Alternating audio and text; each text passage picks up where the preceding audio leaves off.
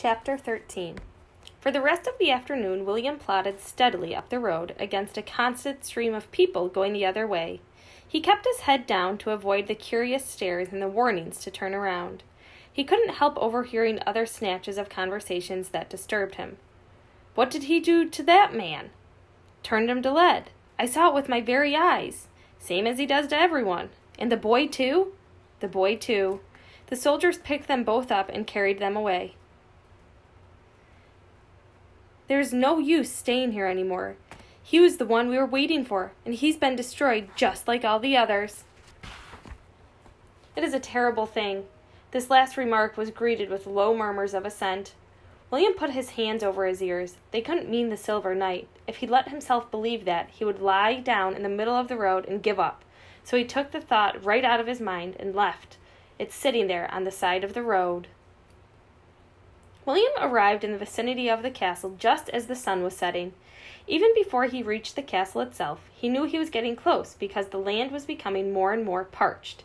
The houses looked abandoned, and the last people he passed were driving their small herds of scrawny goats and pigs along ahead of them.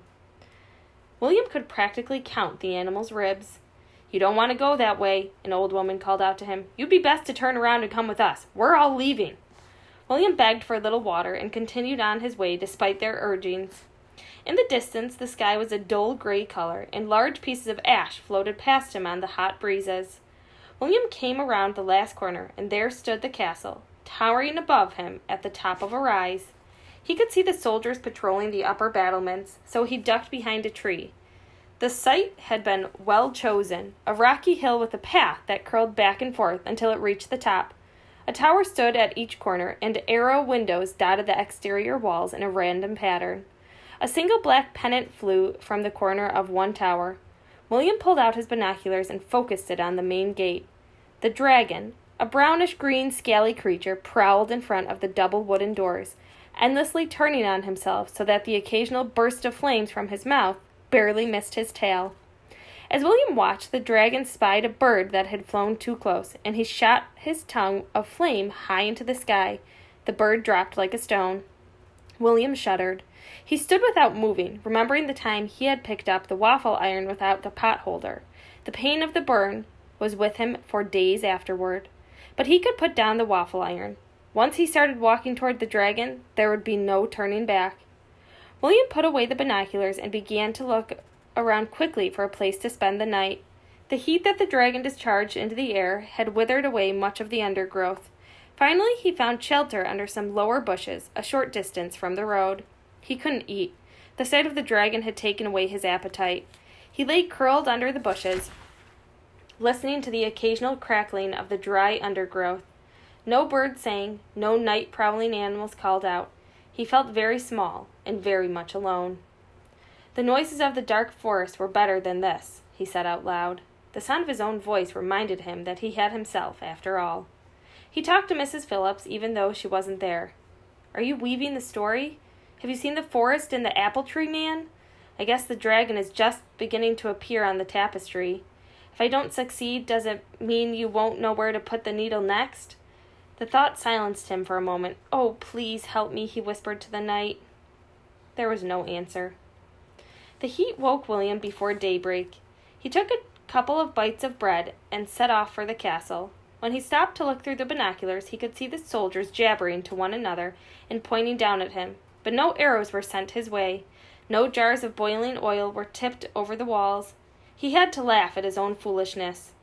When you had a dragon guarding the gates, what need was there for crossbows and oil? The heat became gradually more intense. He longed to strip off his tunic, but it didn't seem wise to approach a dragon in a shirt and leggings.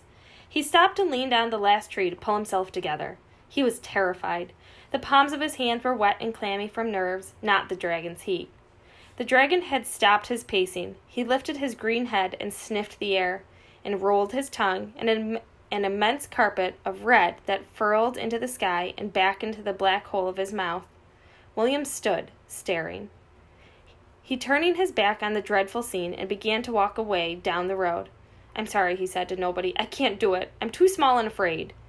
But he had not gone far before his step slowed and stopped.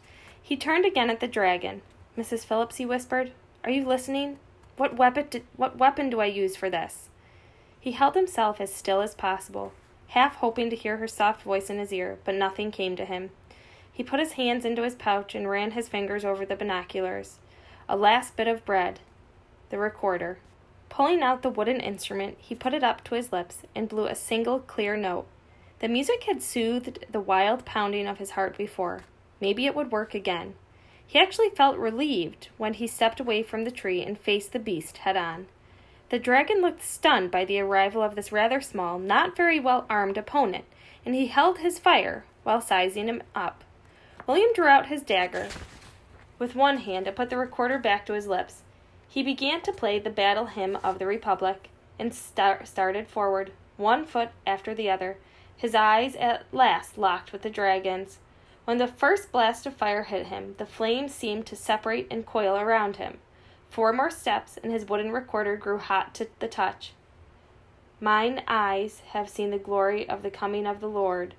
The eyes of the dragon grew larger, like enormous mirrors. In the reflection, William could see his image replaced by the crater of an erupting volcano.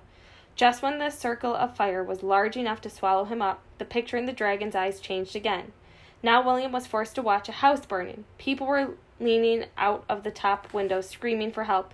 He was desperate to shield his eyes from the look of misery and terror on their faces.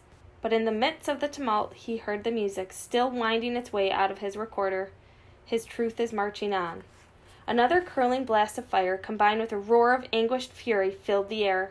William began to falter. He longed to look away, to lose himself in the great immensity of an ocean or the cool sweep of the sky above them. But the words of the apple-tree man rang in his ears. "Keep telling yourself they are only illusions." The scene in the dragon's eyes changed again, and this one was the worst. It showed Mrs. Phillips sitting in her bedroom by the fire working on her needlework. She didn't see the spark that landed on her robe, but William did. "Watch out!" he screamed, pulling the recorder from his mouth. But she couldn't hear him. By the time she saw the small flames, it was too late, and he had to watch her beating at them with her hands, trying to shield her face as they climbed like living snakes up her tunic. "The music, William," a voice said inside his head. He put the recorder back to his lips and played again. "We have seen him in the watchfires of 100 circling camps." He took 3 more faltering steps into the center of hell. The dragon's eyes went back, and William felt his hand brush against the rough scales of the beast's hide. He reached up with his dagger and plunged it in the direction of the right thigh. Nothing. Air. The noise of the dragon's roar was deafening, and William staggered back. He flung out his arm and struck one more time. At last the dagger found flesh, and was slowly pulled from his hand as the beast fell over onto his side in a heap of green scales. William sank to his knees in the dirt and let the recorder drop from his mouth. Neither of them moved for a moment. In the silence and the settling dust, William could hear the high, clear note of a bird song. He closed his eyes and waited for the pounding in his chest to subside. Then he forced himself to look once more into the dragon's eyes. This time there were no scenes of fiery horror, but only the terrified and lonely eyes of the cat imprisoned inside the grotesque green body. There was no blood. There was not even a wound. The dragon was not lying there in pain. "Come on now. You must get up," William said. "I'm not going to hurt you."